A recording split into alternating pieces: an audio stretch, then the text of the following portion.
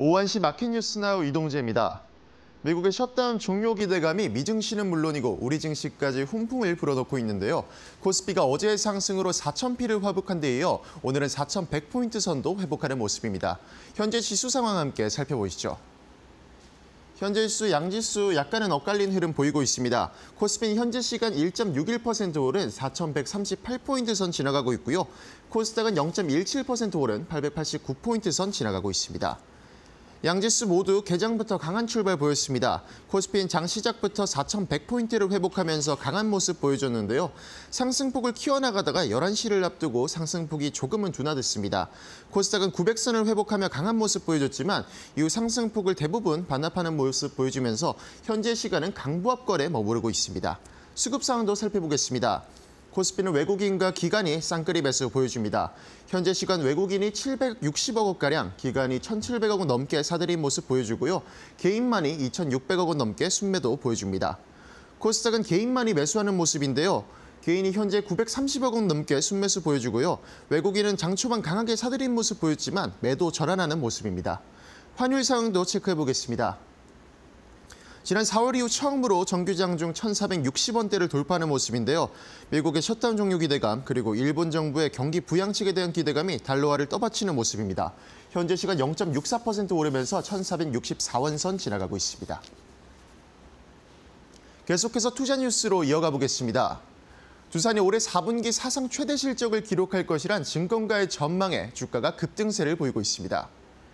증권사들은 두산의 실적 상승 기대감에 목표 주가를 잇따라 상향했습니다. 유진투자증권은 기존 100만 원에서 137만 원으로 목표가를 37%나 상향했고 하나증권은 56.7%를 높여 잡는 등 목표 주가의 줄 상향이 이어졌습니다. 하나증권에선 차세대 가속기 제품 내 점유율 축소에 대한 우려가 해소되며 단기간에 주가가 급등했으나 추가 고객사 확보 가능성으로 실적 상향 여력이 남아있어 추가적인 주가 상승이 가능하다고 평가했습니다. 또한 키움증권에서도 반도체 패키지용 소재가 분기 최대 실적을 경신할 전망이라며 두산의 4분기 자체 사업 매출액은 6,004억 원, 영업이익은 1,509억 원을 거두며 분기 최대 실적이 예상된다고 밝혔습니다. 현재 시간 두산의 주가 체크해보겠습니다. 두산 현재 10% 넘게 오르면서 103만 3천 원 선 지나가는 모습입니다. 하이브가 월드투어 호주에 힘입어 역대 최고 분기 매출을 기록했지만 일회성 비용으로 영업 손실을 기록하며 적자 전환했습니다. 하이브는 올해 3분기 연결 기준 영업 손실이 422억 원을 기록해 전년 동기 대비 적자 전환했다고 공시했습니다. 같은 기간 매출은 7,272억 원으로 지난해 같은 기간보다 37.8% 늘면서 최대 분기 매출을 기록했습니다. 하이브는 3분기 적자 전환 요인에 대해 글로벌 아티스트 IP 확대를 위한 선제적 투자와 북미 사업 구조 개편에 따른 일회성 비용 지출로 인해 영업 손실이 발생했다고 전했습니다. 이에 대해 이재상 하이브 대표는 하이브의 핵심인 K-팝 부문은 올해도 10%에서 15% 수준의 수익성을 유지할 것으로 예상되는 만큼 회사의 펀더멘털은 여전히 강건하다며 수익성 부담 요인들이 올해 4분기를 기점으로 대부분 해소될 것이라고 전망되고 내년부터는 수익 구조 개선이 본격화될 것이라고 설명했습니다. 또한 증권사들의 BTS 활동이 재개되는 만큼 전망을 긍정적으로 분석했습니다. 현재 시간 하이브 주가는 4.75% 내리면서 약한 모습 지속하고 있는데요. 현재 4.91% 내리면서 29만 500원 선 지나갑니다. 코스맥스의 3분기 실적 발표가 시장의 예상치를 밑돌면서 증권가가 목표 주가를 하향하자 주가가 급락세를 보이고 있습니다. 코스맥스는 전날 장마감 후 이뤄진 잠정 실적 발표에서 매출액은 5,856억 원으로 전년 동기 대비 10.53% 증가했지만 영업이익은 427억 원으로 1.58% 감소한 것으로 공시했습니다. 매출과 영업이익 모두 시장의 기대치를 하회하면서 부진한 모습을 보였습니다. 이에 일부 증권가에선 코스맥스의 수익성 회복이 단기적으로 쉽지 않을 것으로 보고 목표 주가를 하향 조정했습니다. 특히 한국 법인의 수익성 악화와 인도네시아 법인의 매출 감소, 중국과 미국 법인의 턴어라운드 지연 등을 실적 부진의 요인으로 지목했습니다. 현재 시간 코스맥스 주가 확인해 보겠습니다. 코스맥스가 계속해서 약한 모습 이어가고 있습니다. 16.36% 하락하면서 15만 8,550원 선 지나갑니다. 우리 시장 코스피가 어제에 이어 오늘도 상승세를 이어가며 반등에 성공하는 모습인데요. 11월 초 수출입 동향에서도 반도체와 자동차의 수출 호조를 확인할 수 있었습니다. 이번 주 국내 증시는 상승 탄력을 키워갈 수 있을지 시장 상승성 맞춤 전략까지 저희와 이어서 알아보시죠.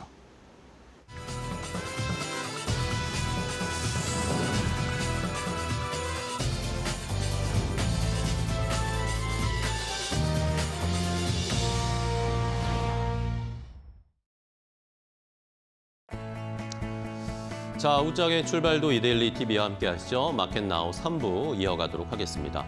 자, 오늘 우리 시장은 오늘도 좋은 흐름을 나타내고 있습니다. 그 선두에는 역시 삼성전자, SK하이닉스, 반도체 관련 종목들이 힘을 내고 있는 상황입니다.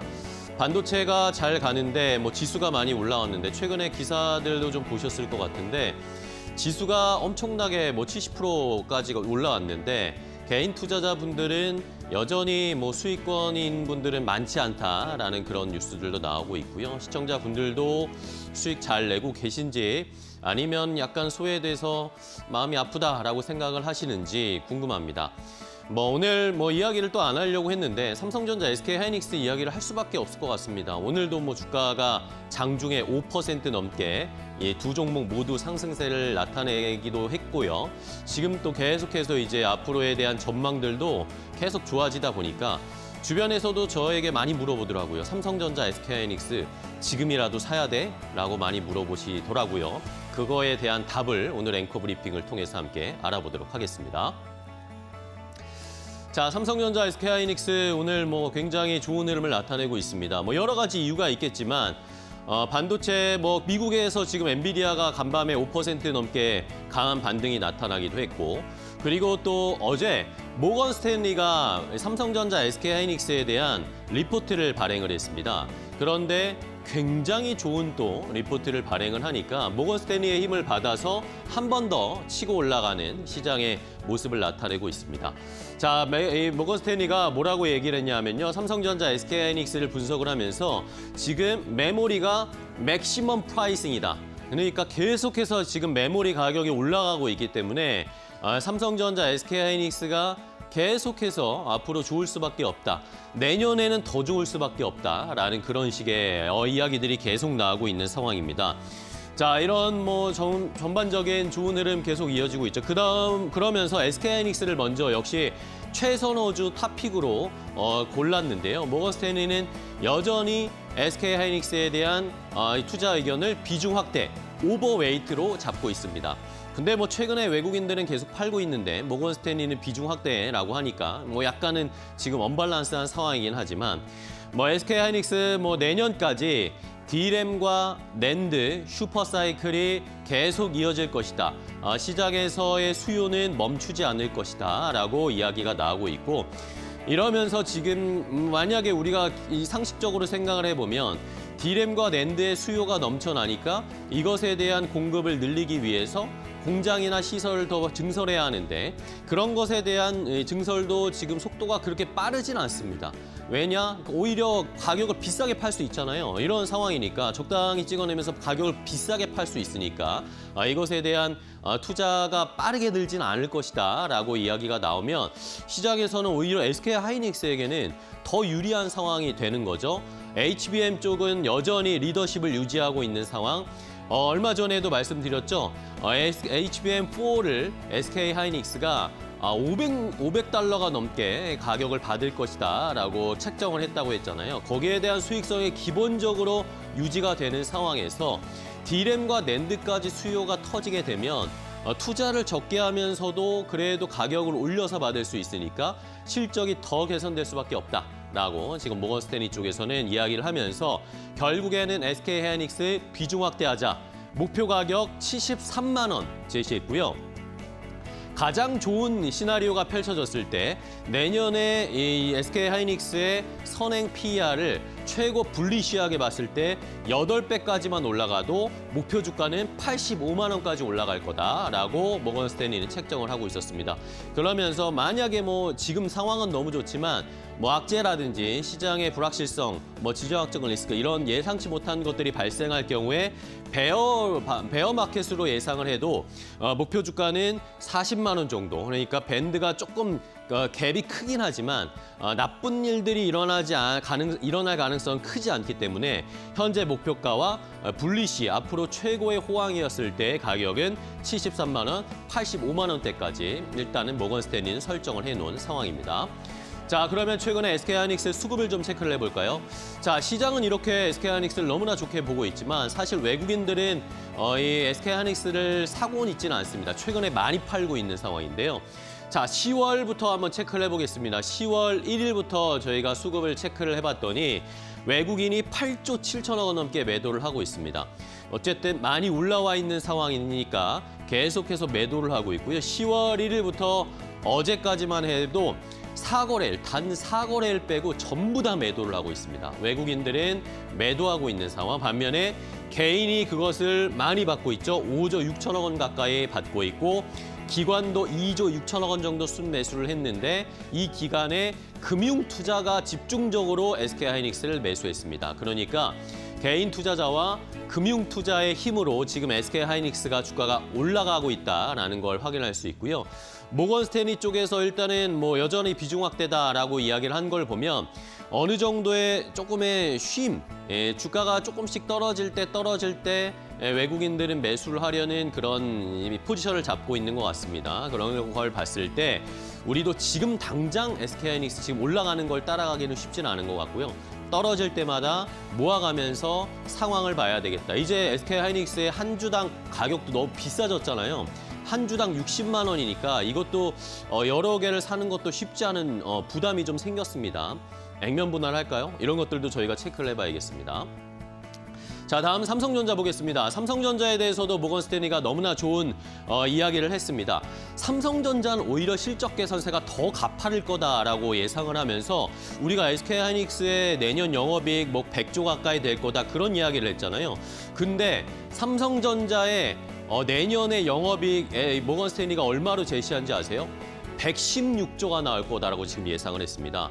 올해 영업이익이 41조 원 정도 예상치로 나왔는데 내년에는 삼성전자 116조, 그 다음에 2027년에는 135조 영업이익이 나올 거다라고 하면서 엄청난 지금 이 가파른 하락을 하다가 가파르게 턴어라운드하는 속도를 보시죠. 이런 걸 봤을 때 삼성전자는 내년의 실적 개선세 훨씬 좋을 거다라고 하면서 D램 낸드 여전히 슈퍼사이클, 그리고 HBM4, 삼성전자는 중요하죠. HBM4에 대한 엔비디아와의 협업, 그리고 파운드리 스마트폰 쪽의 실적도 괜찮을 거다라고 하면서 목표 가격 14만 4천 원 제시했습니다. 그리고 역시 분리시 최고로 좋은 가격을 형성을 했을 때 좋은 조건일 때 17만 5천 원까지 목표 주가를 모건 스탠리가 잡았고요.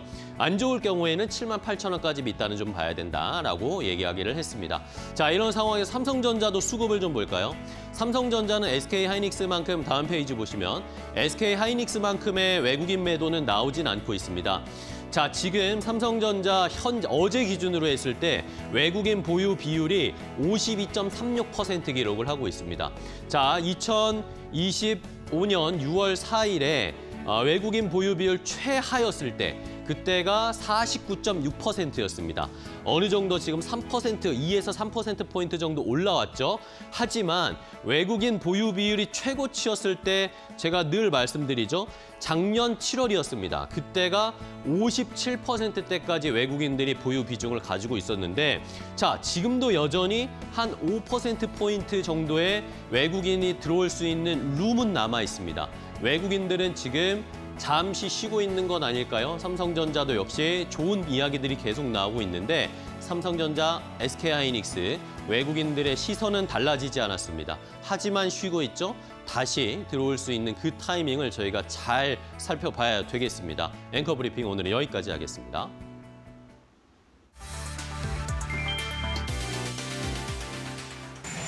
Looks like we're getting very close to the shutdown.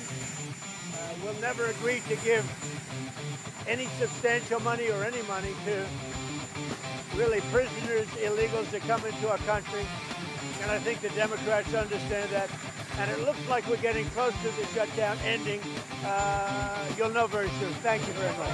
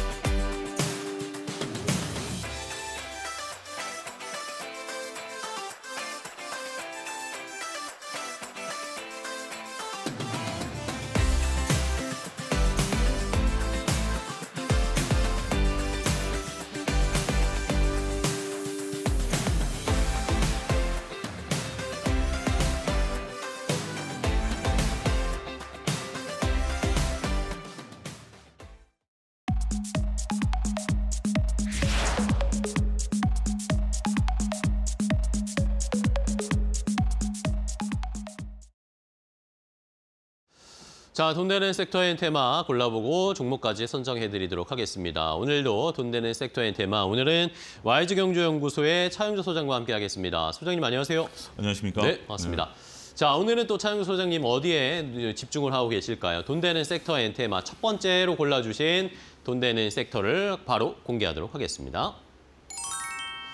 자, 오늘 첫 번째는 2차 전지를 보겠습니다. 2차 전지 조금 쉬는가 싶더니 다시 좀 힘을 내고 있는 상황입니다. 오늘도 2차 전지 관련된 종목들의 주가 흐름이 좋은데요. 자, 내년까지 길게 봤을 때 2차 전지의 상승 여력이 굉장히 크다. 이런 전망들이 굉장히 많더라고요. 소장님께서는 어떻게 보고 계세요?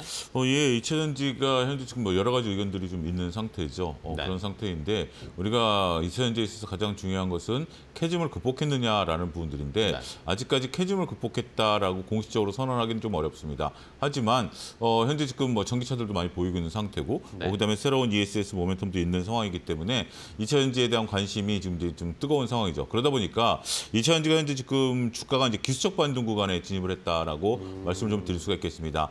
여러 가지 이제 다른 어떤 뭐 삼성전자나 SK하이닉스 조금 전에 이제 말씀하셨던 것처럼 펀드멘탈에 기반해서 주가가 2배 가까이 올라가 있는 상황이긴 합니다만 네. 최근에 2차 전지의 소재 업종들 중심으로 해서 2배 가까이 올라간 모습들을 보여주고 있는데 이러한 것들은 그동안 워낙 오랫동안 쉬었던 상황이기 때문에 약간의 현재 지금 뭐 저평가 구간 뭐 이런 부분들이 현재 지금 나타내면서 기술적 반등 구간에 진입했다라고 말씀드릴 수 있겠죠.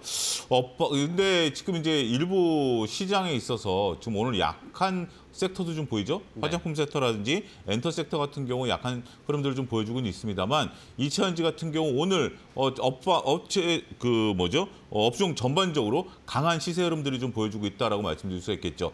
역시 시장 업종이 강하다라는 것은 투자자들의 관심이 상당히 높다라는 것을 반증한다라고 그렇죠. 말씀드릴 수 있겠죠. 우리가 게임 엔터 같은 경우도 한알령 해지에 대한 어떤 기대감 이런 것들이 있음에도 불구하고 시장에서 전혀 맥을 못 추고 있는, 물론 한알령 해제가 좀 늦어질 수 있다라는 뭐 얘기들도 있긴 하겠습니다만 2차 전지라고 해서 지금 뭐 업황이 꼭 개선됐다, 당장 좋아진다 뭐 이런 부분들은 솔직히 그렇죠. 없는 네. 부분들은 아니겠습니까? 그럼에도 불구하고 많은 투자자분들이 이제 관심을 갖고 매매를 하기 시작했다라는 부분들, 그래서 이제 시세가 좀 분출하고 있다라는 것이 원래 이제 케인즈가 그런 얘기를 했잖아요. 미인대라는 얘기를 한 거죠. 지금 2차 전지를 많은 분들이 미인처럼 보고 있다라는 겁니다. 펀드멘탈의 개선이라기보다는 그리고 여러 가지 뭐 주가가 올라갔다라는 부담 뭐 이런 것이 있다 하더라도 오늘 아침부터 2차 전지가 강한 시세 분출을 했다라는 것은 많은 투자자들이 2차 전지를 사기 위한 모습들을 하고 있다는 것이 2차 전지를 긍정적으로 볼 수 있는 부분들이죠.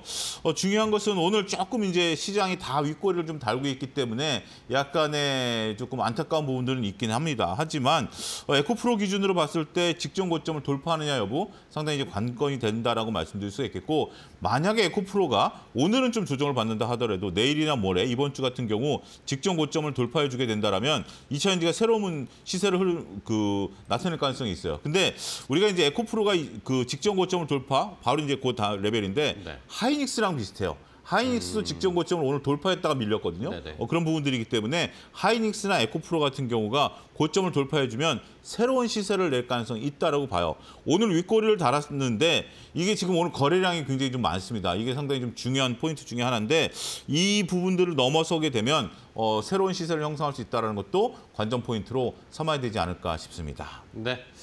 자, 2차 전지 관련 종목들 오늘 좀 좋은 시세를 나타내고 있는데 뭐 이제 캐즘 전기차만 볼 게 아니다. 배터리를 이제 ESS 쪽, 뭐 AI 데이터 센터, 로봇 이런 쪽에도 배터리를 계속 써야 하기 때문에 내년까지 우리가 길게 보면서 개선세를 한번 지켜보자라는 의견들이 많은 상황입니다. 그러면서 이제 말씀해 주신 것처럼 시장에 관심을 많이 받고 있는 상황인데, 자, 그러면 종목들을 좀 골라볼까요? 오늘 뭐 좀 윗꼬리가 달리긴 하는데 어떤 종목부터 볼까요? 에코프로를 좀 봐야 될 것 같습니다. 제가 이제 에코프로 기술적 분석을 좀 설명을 좀 드려야 될 것 같은데요. 시장의 대장주로서 이제 10만 원 돌파가 상당히 관건이 되는 그런 부분들인데요. 지금 차트를 놓고 보면 10만 원이 딱 벽이죠. 계속해서 윗꼬리를 좀 달고 있는 모습들입니다. 근데 오늘 거래량이 많다라는 것이 이 부분이 오늘 중요한 것 같아요. 만약에 오늘 이 정도 선에서 이게 만약에 오늘 종가 차트다라고 한다면 내일 10만 원을 다시 시도할 가능성이 있습니다. 그런데 만약에 이제 요 봉 자체가 축소되면 그리고 거래량이 늘어나면 오늘 조금 내일 조정이 나올 가능성이 있어요. 그래서 오늘은 거래가 늘어날 건데 봉이 축소되느냐 확대되느냐. 봉이 더 이상 축소되면 안 되고요. 봉이 확대된다라든지 이 정도 상황에서 끝나면 내일 다시 10만 원 시도를 할 것으로 보여지고 있는 상황입니다. 만약에 봉이 뭐 9만 2천 원까지 축소되면 내일 하루 정도는 더 봐야 되는 것이 아니겠나 싶습니다. 일단 에코프로 10만 원 돌파 여부가 상당히 중요한 바로미터가 된다. 이렇게 좀 말씀드릴 수가 있겠습니다. 두 번째로서는 이제 우리가 코스모 화학을 좀 봐야 된다라고 말씀드릴 수가 있겠는데요. 폐배터리 분야에서 굉장히 강자죠. 그런데 이제 코스모 화학 같은 경우는 전체적으로 봤을 때 그동안 조정을 좀 받다가 오늘 반등세를 좀 시연하려고 하는 모습들 좀 보였습니다. 조금 전까지만 하더라도 양봉이었는데 시장 밀리다 보니까 음봉이었어요. 그래서 일단 5일선을 맞고 두드려 맞고를 하는 부분들이 있습니다만 반등세를 어떻게 시연하느냐에 따라서 코스모 화학에 대해서 폐배터리도 최근에 좀 관심 많지 않았습니까? 이런 상승 흐름들이 다시 나타날 가능성 충분히 조정을 받았기 때문에 폐배터리도 좀 보자 이렇게 정리하겠습니다. 네. 자, 코스모화학과 그리고 에코프로 둘 다 오늘 장 초반보다는 조금 약해지긴 했어요. 윗꼬리를 얼마나 짧게 하고 끝내느냐가 오늘 좀 두 종목 다 중요한 것 같은데 마지막까지 시세는 좀 살펴봐야 되겠고요. 자, 그러면 그중에서도 그래도 2차 전지 우리가 이걸 좀 탑픽으로 보자, 이걸 주도주로 보자라고 해볼 만한 종목 뭐가 있을까요? 저는 삼성 SDI를 탑픽으로 보도록 하겠습니다. 우리가 이제 2차 전지를 보는 관점에 있어서 여러 가지 이제 ESS에 대한 부분들이 좀 많이 최근에 부각이 되고 있는 부분들 아니겠습니까? 따라서 ESS에 대한 부각들이 나타나게 되면 그 최선호주로서 삼성 SDI를 볼 수 있겠다. 현재 ESS 관련해서 테슬라와의 이슈가 부각이 되고 있다는 것이 삼성 SDI에 대한 관심을 지속적으로 불러일으키는 부분들이죠. 어떻게 보면 우리가 셀업체 중에서 2차 전지의 가장 강자는 LG 엔솔일 수가 있긴 하겠습니다만 최근에 삼성 SDI가 재부각이 되면서 현재 주가 흐름들이 나타나고 있다라고 말씀드릴 수가 있겠습니다. 일단 삼성 SDI가 주가가 못 올랐을 때 외국인과 기관의 매도세가 좀 많았었던 것들이 사실이에요. 그런데 최근에 외국인과 기관의 매도세가 좀 멈췄습니다. 그러니까 멈췄다라는 것이 그들이 본격적으로 매수했다라기보다는 매도를 하기보다는 어떤 날은 매수하고 어떤 날은 매도를 하고 기관과 외국인들이 엇갈린 모습들 이렇게 나타나면서 최근에 매도 일변도에서 이런 것들이 멈췄다. 매도 일변도에서 이런 것들이 멈춘 상태가 현재 주가가 횡보하고 있는 상태에서 멈췄거든요. 그러면서 만약에 외국인들이 본격적으로 매수세가 들어오게 된다라면 주가는 새로운 모습들을 보일 가능성이 있다라고 보는 거죠. 일단 35만 원 돌파 여부가 상당히 이제 관건이 된다라고 말씀을 드릴 수가 있겠는데 지금 많은 어떤 2차 전지 업종들 앞서 우리가 살펴봤습니다만 에코프로 같은 경우도 고점에서 머물고 있고 삼성 SDI도 고점에서 머물고 있는 상태다라고 보게 된다라면 전체적으로 우리가 새로운 가격, 그러니까 셀업체 중에서는 가장 견조하게 현재 구간대에서 머무르고 있다라고 말씀을 드릴 수가 있겠고 이러한 것들은 향후에 시장에 다시 돌아서게 되면 가장 먼저 주가가 퍼포먼스를 보일 가능성이 있지 않겠는가 말씀드릴 수가 있겠습니다. 네, 좋습니다. 자, 셀업체, 대형업체 중에 삼성 SDI, 그럼 가격 전략 어떻게 잡을까요? 현재 구간대 32만 원 이하에서는 충분히 매수가 가능하다고 보여지고요. 목표가는 37만 원, 손절가는 30만 원 제시해드리도록 하겠습니다. 네, 알겠습니다. 삼성 SDI까지 2차 전지 관련 종목 다시 한번 고점을 돌파할 수 있을지 여부를 잘 지켜보시면서 전략 세워보겠습니다. 자, 첫 번째 돈 되는 섹터인 테마 확인해봤고요. 다음 두 번째 차영주 소장이 선택한 돈 되는 섹터는 뭘까요? 바로 공개하겠습니다. 자, 두 번째는 바로 금융주들을 좀 봐야겠습니다. 오늘 2차 전지도 좋지만 이번 주에 금융 관련된 그게 금융지주사든 증권사든 보험사든 대부분의 금융주들이 이번 주에 좋은 흐름을 나타내고 있거든요. 아무래도 지금 정부에서 추진하는 배당소득 분리과세, 이 세율을 낮출 것이다. 이런 이야기들이 나오면서 시장에서는 다시 한번 관련주들이 튀고 있습니다. 자, 이것이 될 거라고 봐야 되겠죠? 시장에서는. 예, 그렇습니다. 이거는 기정사실로 좀 받아들이는 네네. 거고 그게 이제 시장에 있어서 최근에 반등세를 나타내는 그런 하는 요소다라고 말씀을 드릴 수가 있겠죠.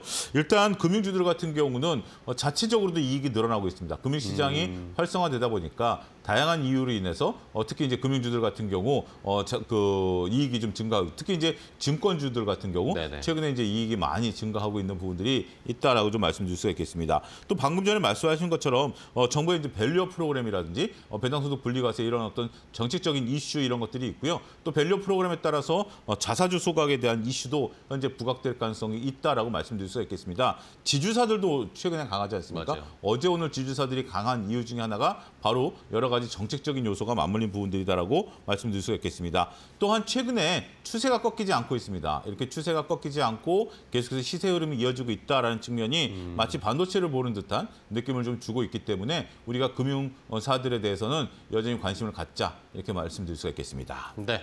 자, 이러니까 시장에서는 관련된 종목들을 찾고 있습니다. 많이 리스트업이 되어 있지만 이제 정부가 아니면 또 국회에서 배당소득 분리과세 그리고 정부가 35% 최고 세율을 25%로 낮추는 그런 전략을 펼칠 것 같은데 그러면 지금 우리가 미리 어떤 것들을 좀 공략해봐야 될지 어떤 종목들을 좀 주시해서 봐야 될까요? 저는 미래에셋증권을 우리가 한번 좀 중심 있게 봐야 되는데 미래에셋증권 같은 경우 최근에 실적 발표가 났죠. 네. 실적 발표가 났는데 미래에셋증권에 대한 실적 중에 이제 상당 부분은 그 해외 자산에 대한 부실을 좀 떨어내면서 미래에셋증권에 노이즈가 좀 생겼다라고 네, 보는데 저는 오히려 좀 모아갈 때다라고 말씀드리겠습니다. 그날 좀 떨어졌는데. 예, 떨어졌는데 오히려 미래에셋증권 같은 경우는 이번에 해외 자산을 다 손실을 상각 처리해버리지 않았습니까? 그런 것들이 현재 지금 미래에셋증권은 오히려 저는 매수를 해야 될 때다. 왜냐하면 그들이 작년부터 나왔던 것을 왜 올해 상각을 했느냐라는 부분들을 놓고 보면 실질적으로 WM이나 이런 쪽에서는 이익이 줄어들지 않았거든요. 그래서 오히려 현재 지금 이것을 저는 스몰 빅베스에 좀 비견할 수 털고 간다고 봐야 되나요? 털고 가는 부분들이 있을 수 있기 때문에 미래에셋증권이 조정을 받을 때 오히려 매수를 좀 하는 것이 긍정적이지 않을까 싶습니다. 키움증권 같은 경우는 여전히 제가 그동안에 계속해서 좀 강조 드려왔었던 현재 지금 다양한 수익원들이 순항하고 있는 부분들이 있기 때문에 금융지주사들, 그 금융사들에 대해서는 여전히 우리가 관심을 가질 필요가 있지 않겠는가 말씀드릴 수가 있겠습니다. 네. 자, 미래에셋증권과 키움증권 두 가지 증권주를 일단 소개를 해주셨습니다. 실적도 최근에 잘 나오고 있고 요즘 주식하시는 분들 기하급수적으로 늘어나고 있으니까 이런 것들도 좋고요. 지수가 올라가면 또 증권주들은 따라 올라가는 패턴도 있으니까 여기에다 배당까지 생각하면 또 좋은 종목이라고 할 수 있겠습니다. 자, 그러면 그중에서도 이제 이런 정부 정책과 이 앞으로 이 자사주 의무 소각이라든지 아니면 배당소득 분리과세 이런 거 관련된 정책들이 통과될 때 봐야 할 탑픽 종목으로는 뭘 보세요? 타이픽은 KB금융을 봐야 될 것 같습니다. KB금융. 예, KB금융 같은 경우는 주가가 전혀 밀리지 않고 있고 제가 타픽으로 좀 선호하는 주식 등인데 네. 금융사 중에서 가장 높은 주가 상승률을 좀 보이고 있습니다. 이러한 상승률을 보이는데 KB금융 같은 경우는 우리가 이제 KB 이제 금융사니까 증권사까지 포함하고 있거든요. 또 이제 밸류업 프로그램에 대한 그 여러 가지 자사주 소각에 대한 부분들, 배당소득 분리과세 여러 가지를 다 수혜를 볼 수 있는 대표적인 기업이 KB금융이 되겠다. 주가가 많이 올라서 부담이 되시는 분들도 있긴 하겠습니다만 현재는 가는 애들이 계속 가는 거 아니겠습니까? 그렇죠. 네. 그런 부분들도 우리가 잘 보셔야 된다라고 말씀드릴 수가 있겠죠.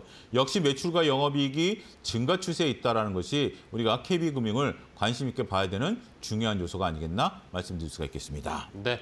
자, KB금융을 탑픽으로 골라주셨는데 그러면은 가격 전략도 마지막으로 좀 잡아야 될 것 같습니다. 우리가 반도체에 너무 집중되어 있는 사이에 KB금융이나 이런 금융주들을 저희가 약간 도외시하고 있었는데 그렇다고 해서 주가가 막 흔들리거나 빠지지 않았어요. 그렇습니다. 네. 충분히 뭐 주가 퍼포먼스는 좋을 가능성이 있고요. 13만 원 이하에서는 충분히 우리가 매수 관점, 지금 이제 13만 1,000원, 900원 이러니까 네네. 이 부분에서 매수가 가능할 것으로 보여지고요. 목표가는 16만 원, 손절가는 12만 원 제시해드리도록 하겠습니다. 네, 알겠습니다. KB금융 지금 정도의 가격에서도 충분히 매수할 만하다라는 의견을 주셨고요. 자, 목표 가격은 16만 원, 그리고 연말로 가면 저희가 배당 생각해야 하니까 금융주로 배당까지 한번 노려보도록 하겠습니다. 자, 오늘 돈 되는 섹터의 테마 차용주 소장과 함께 이야기 나눴습니다. 오늘 좋은 정보 알려주셔서 감사하고요. 소장님 다음 시간에 또 뵙겠습니다. 고생 많으셨어요. 감사합니다. 고맙습니다.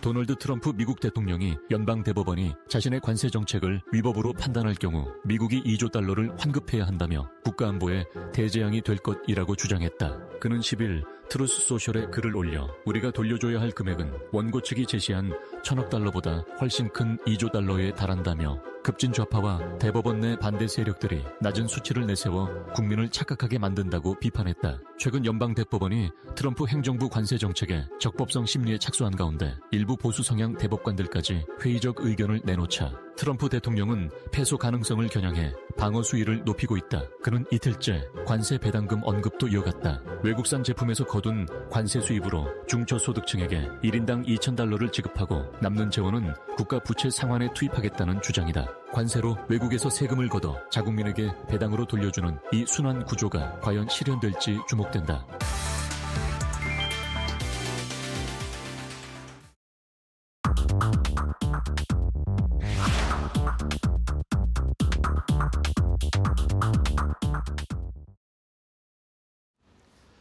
자, 마켓나우 3부와 함께하고 계십니다. 우리 시장 지금 역시 뭐 하루에도 변동성이 심한 장이 계속 이어지고 있는데 오늘도 결국에는 지금 코스닥의 하락 전환을 해버렸습니다. 886포인트 선 0.2% 정도 하락으로 전환하면서 아쉬운 모습을 보여주고 있고 코스피도 지금 상승 탄력이 많이 줄었죠. 4,108포인트 선까지 내려오면서 0.87% 상승을 보여주고는 있는데 탄력이 약간씩 빠지고 있습니다.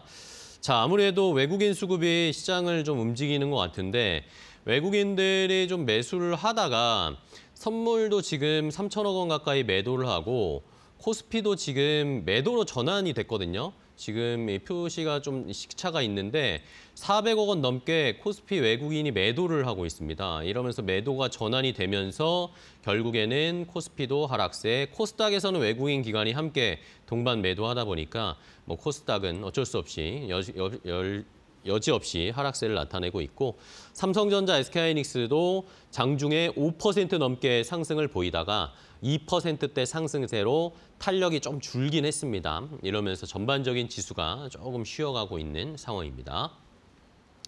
자, 그럼 이제 시장의 분위기를 종목을 통해서 조금 더 자세하게 알아보도록 하겠습니다. 오장 종목 레이더, 오늘은 이데일리 TV의 서동구 전문위원과 함께 하겠습니다. 위원님 안녕하세요. 네, 안녕하세요. 네, 반갑습니다.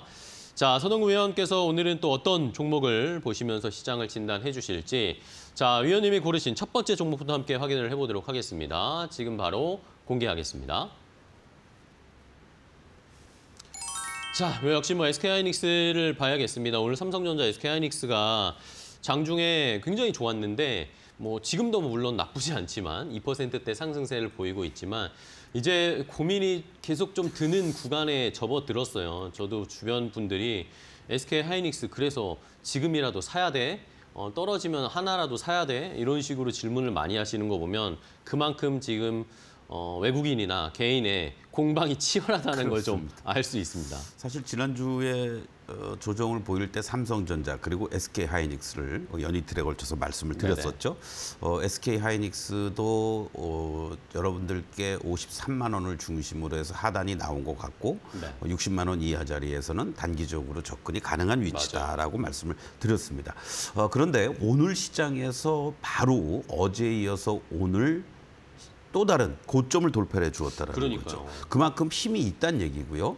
다만 SK하이닉스가 64만 원을 넘어가는 신고가를 내는 그런 과정 속에서 사실상 삼성전자는 고점을 또 돌파를 못했습니다. 네네. 결국 코스피 지수도 마찬가지죠. 4,220 종가 기준의 그 고점과의 치열한 매매 공방이 펼쳐질 수밖에 없는 거고 네. 어제하고 오늘에 걸쳐서 장중에 코스피 지수 기준으로 4%의 오름세. 어저께 마감 방송 코너에서는 오히려 단기간에 급락 이후에 급반등을 주는 과정이지만은 일부 현금도 만들면서 이익 실현도 병행해 나가자. 이런 말씀을 드린 바가 있습니다. 네네네. 지금 시장이 여러분들 한번 냉정히 보시면요. 다시 여기서 직전 고점 4,200을 돌파하고 안착해 주면서 5,000을 향해서 넘어갈 수 있는 그 흐름은 아니라는 거죠. 그리고 또 하나 더 중요한 것은 미국 쪽에서는 셧다운과 관련된 부분이 잘 해소가 되면서 네. 투자 심리를 개선시키는 요인으로 작용이 되고 있고 우리 국내적으로는 어떤 면에서는 정부에서도 증시를 더 부양시키기 위해서 마지막 3차 상법 개정이라든가 또는 배당소득세 관련된 부분들도 시장에서 요구하는 대로 35에서 25%로 낮추려는 이런 어떤 모습이 절묘한 타이밍에 나왔다는 거죠. 그러나 그러한 것들만 가지고 시장이 더 올라가기에는 아직은 더 역부족이다. 종목별로 이렇게 하이닉스처럼 또 다른 직전의 고점을 돌파해내는 흐름은 나올 수는 있겠지만 시장 전반적인 흐름들이 끌고 가기에는 외국인들이 이 시장을 끌고 왔고 외국인들이 다시 본격적으로 들어오기 전까지는 2차 슈팅 나오는 랠리는 시간 조정이 필요하다. 저는 이렇게 말씀을 드리고 싶습니다. 하이닉스를 굳이 첫 번째 종목으로 말씀드리는 이유 중에 하나는 지난 시간에도 말씀드렸지만 내년도 이익과 관련된 부분들 뭐 분기 뭐 15조, 20조씩 나오면서 영업이익 70조. 이거는 뭐 삼성전자도 가보지 못한 영업이익이에요. 네. 이러한 부분들은 이제 다 논란의 여지도 없을 정도로 공감대가 형성이 되고 있는데 네. 뭐 HBM뿐만이 아니라 이제 낸드 쪽도 그렇고 디램도 상당한 그러한 어떠한 그 삼성과의 앞서가는 거라든가 또는 격차를 벌려나가는 이러한 모습을 보여주고 있다는 거고 또 하나 제가 SK하이닉스를 말씀드리면서 지난 시간에 삼성전자와 일종의 바벨 전략을 지분과 관련된 부분을 하는 게 아니냐라고 말씀을 드렸는데 어저께 기준으로요 SK하이닉스를 기준으로 본다라면은 지분율이 53.6%, 삼성전자가 52.3%입니다. 그러니까 결국 이번 단기간에 SK하이닉스 지금 현재 한 달 동안 9조 원의 순매도를 외국인들이 보이고 있는데 56%에서 지분을 3%포인트 정도 낮추면서 삼성전자는 49%, 8%에 있던 지분율을 52%로 올려놓은 거예요. 물론 현재 시점에서만 놓고 본다면 한 3조 원 정도 외국인들은 한 달 동안에 걸쳐서 삼성전자의 순매수를 보여주고 있는데 이러한 것들이 나오면서 어느 정도 이제 균형을 맞춰줬다라는 얘기죠. 그러다 보니까 뭐 SK하이닉스 기준으로 뭐 180만 주, 200만 주 가까이 매도 나왔던 것이 이제 뭐 10만 주대라든가 20만 주대 매도, 그리고 삼성전자는 또 소폭 순매수를 또 보여주는 이러한 모습들을 감안해서 보면 여기서 더 추가적인 급락은 아니다.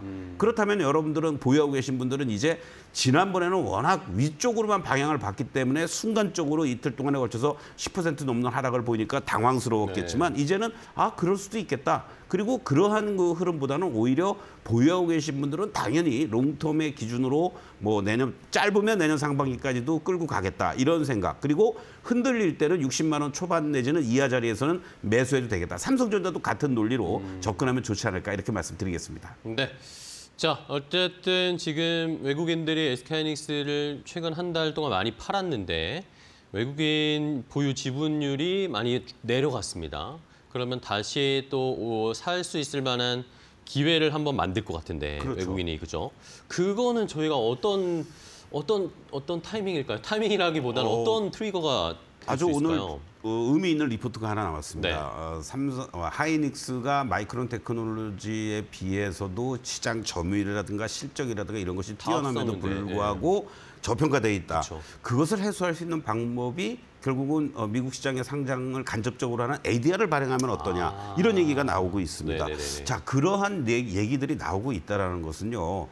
그냥 뭐 하나의 그 담당자가 뇌피셜로다가 작성했다라기보다는 뭔가 회사에서도 내부적인 그런 이야기, 내부적인 이야기가 얘기들이 있나? 있지 않겠느냐. 그러면서 시장의 동향이라든가 상황을 지켜보겠죠. 만약에 그런 ADR이 상장이 되는 흐름들이 연출이 된다라면은 외국계 자금이 본국에서 펀드 형태로도 들어올 수도 있는 거고요. 그것이 연동이 되면서 한때는 우리가 외국인에게 증시가 개방되고 나서 제한된 그런 것들이 있을 때 ADR의 동향을 보면서 ADR이 올라가면 국내 현물 시장에서 매수를 한다든가 그렇죠, 뭐 이런 어떠한 움직임들이 있었기 때문에 그것이 또 다른 어떠한 그 모멘텀이 될 수 있지 않을까. 이것도 상당히 긍정적인 얘기라고 저는 개인적으로 생각하고요. 업황이라든가 이런 부분이 현재 시점에서 뭐 쉽게 꺾이거나 이런 상황은 그렇죠. 아니지 않습니까? 그렇다면은 또 다른 상승의 모멘텀이 있어야 되는데 바로 ADR 발행과 관련된 얘기들이 나오면서 그것은 또 다른 측면에서는 주주 환원 정책의 일환으로도 반영이 될 수 있다.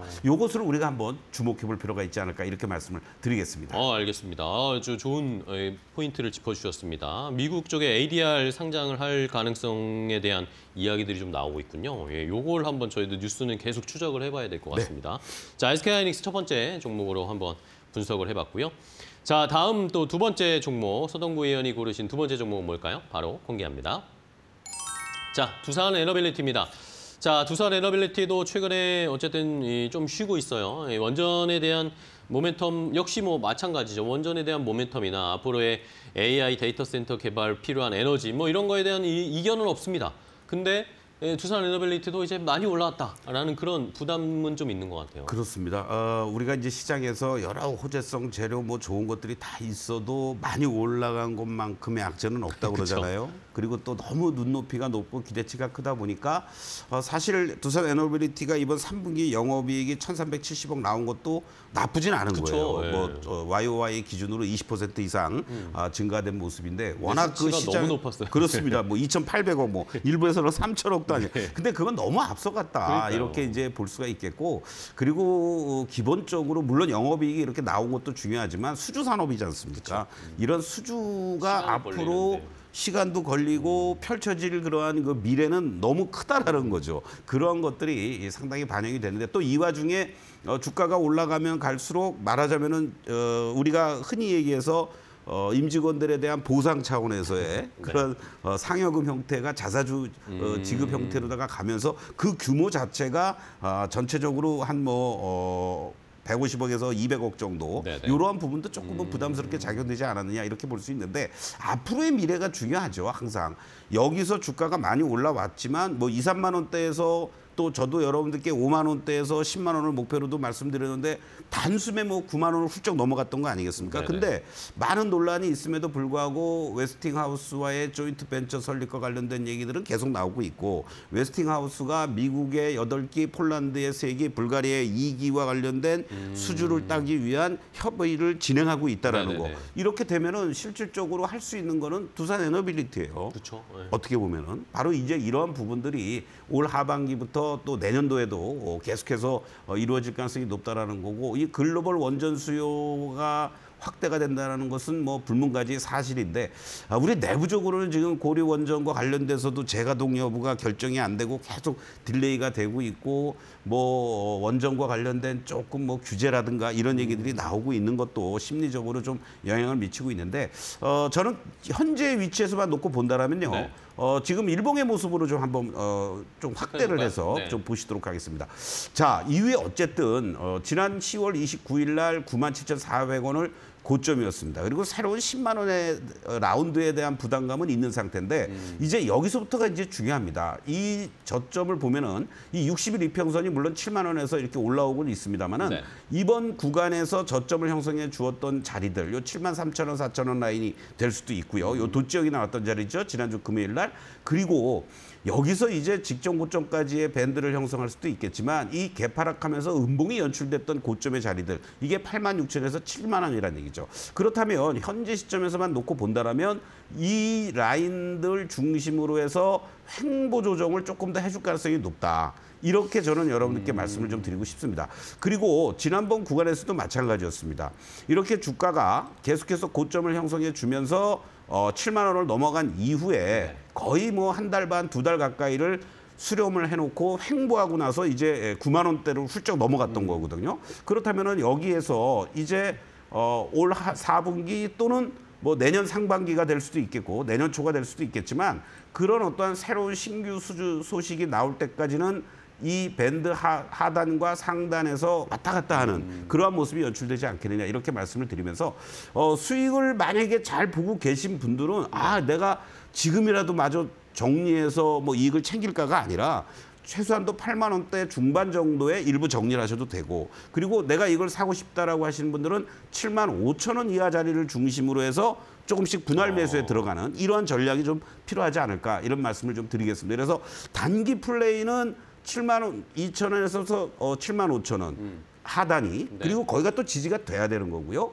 그리고 또 위에 상단으로는 여러분께 아까도 말씀드렸던 것처럼 8만 2천 원부터 8만 7천 원을 저항으로 두면서 단기 플레이가 가능한 그런 위치라는 것도 참고해 주시고 그 자리가 이제 소위 말하는 상단의 8만 7천 원 자리가 돌파되고 안착이 돼준다면 이제 9만 7천 원을 돌파하러 가는 흐름이 나올 수 있다. 이렇게 말씀을 좀 드리겠습니다. 네, 알겠습니다.